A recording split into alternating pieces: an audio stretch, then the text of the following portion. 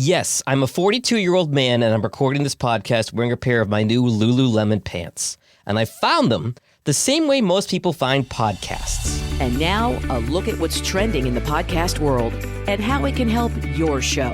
It's the Jag Show Podcast. Look, we all know the pandemic changed everything, from food delivery to media consumption to pants. As a recent New York Times op-ed said, the best things to come out of COVID are soft pants. I've been working from home since 2018, and my wife has since, March of 2020. And we openly complain when we have to wear jeans or so-called hard pants. Denim is out, comfort is in. So how did I start my pants journey? Much like podcast discovery, word of mouth. My wife's hairstylist told her that she bought a pair for her husband and he loves them. So I started looking online, and of course my Facebook feed was soon filled with ads for Lulu, Bird Dogs, Public Rec, Fabletics, and more. I also posted looking for recommendations, and I was surprised by how many friends my age had suggestions. Social media and Google, more drivers of podcast discovery. My wife is a fan of dressing age appropriate, and I think she's on a secret mission to gradually purge all the sports logoed clothes from my 20s out of my closet.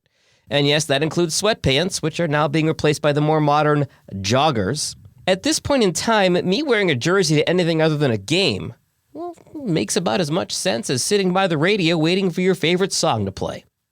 So I bought 3 pairs, all online of course. These Lulus, a pair from the cheeky brand Bird Dogs, which actually might even be slightly more comfortable than these, and a pair from Fabletics, which I didn't like and ended up returning. Overall, I was pleasantly surprised by this new way of wearing pants. It makes more sense for my lifestyle.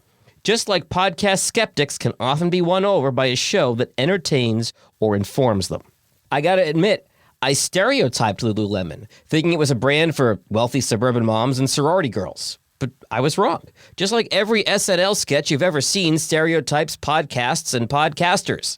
Gone are the days of poor audio made in mom's basement. Now, every company needs a podcast as part of their brand strategy. And podcasting consumption is at an all-time high. 83% of American adults are familiar with it. 64% have listened to one. And that includes 100 million people that tune into a podcast every single week. Now that I'm wearing comfy pants every day, I'm not going back to jeans, except for those rare occasions when necessary.